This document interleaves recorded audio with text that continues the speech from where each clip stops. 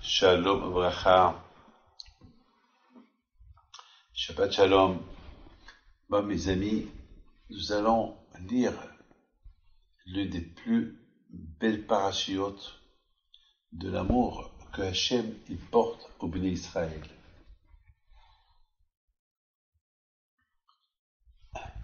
Il y a deux parachiotes, l'une qui s'appelle Balak, l'une qui s'appelle Hokat. Dans la paracha de Hokat, on lit là-bas la mort de Myriam Anivéa, la mort de Aaron à Cohen, et on voit là-bas aussi l'amour que Hachem y portait à Moshe Rabbeinu. Et comment on pouvait voir l'amour que Moshe Rabbeinu y portait à Moshe Rabbeinu.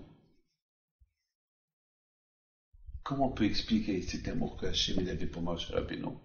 Ben lorsqu'il a dit, Moshe, tu ne vas pas rentrer en Israël, tu vas mourir en dehors de Eretz Israël. Ah, bien sûr, celui qui écoute ça, il va dire, mais c'est une insulte. Mais on va voir que, vraiment, au départ, beaucoup de fois, il nous arrive un pépin, on ne voit pas le mal. Et après, on voit le mal. Tout de suite, on ne voit pas le mal, mais après, on voit le mal. Mais au fait, Hachem jamais n'apporte mal à quelqu'un. Du mal, il va sortir un bien. Maintenant, tout le monde a vu, le pauvre Moshe Rabbeinu, il est mort, le pauvre lui aussi, dans le désert, il avait tellement envie de rentrer en Israël, il n'est pas rentré en Israël. C'est dommage, c'est dommage, c'est dommage. Ben finalement, vous allez voir le bien qui est sorti de cela. C'est que Hachamim, ils disent que lorsque les Juifs ils sont rentrés en Israël et ils ne se sont pas bien comportés, le bon Dieu a détruit le temple. Alors, maintenant, on comprend très bien.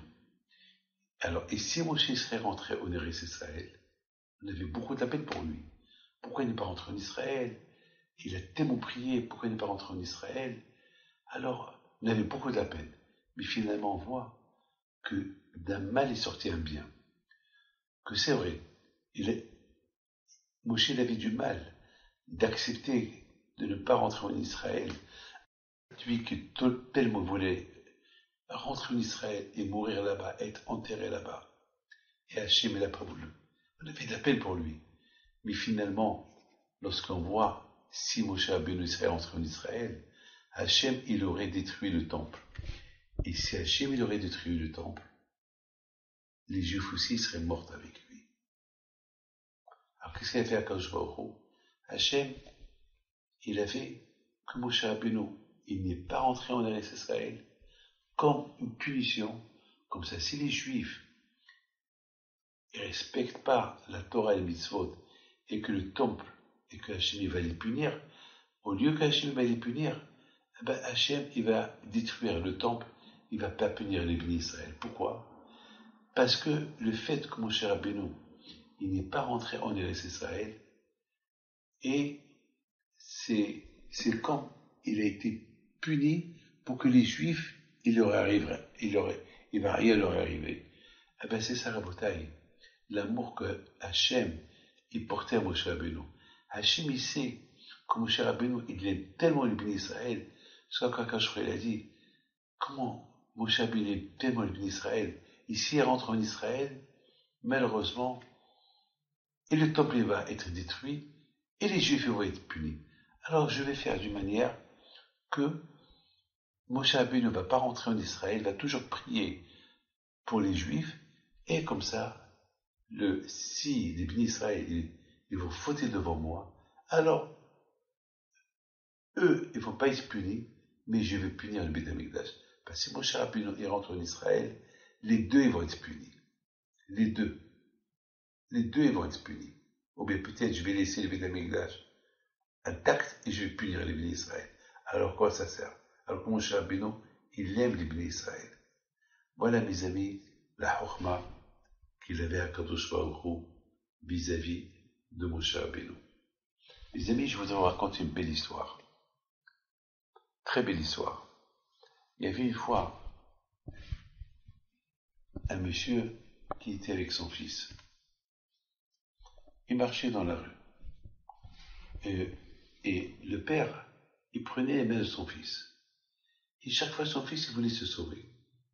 Et chaque fois, le père, il prenait encore ses mains. Et à la fin, le père n'en pouvait plus. Il a laissé. Il est parti. Et lorsqu'il est parti, le fils, il est parti, mais après, il se trouvait dans la jungle. Il a regretté ce qu'il a fait. Il cherche son père. Il cherche son père. Et son père, lui, était intelligent. Il a laissé son fils se sauver, mais il était derrière lui. Le père, il savait que, à un moment donné, il va se sentir perdu, et il va avoir peur. À un moment que le père, il a vu que vraiment son fils criait, pleurait, là, il avait peur pour lui, il va vers lui, il l'attrape.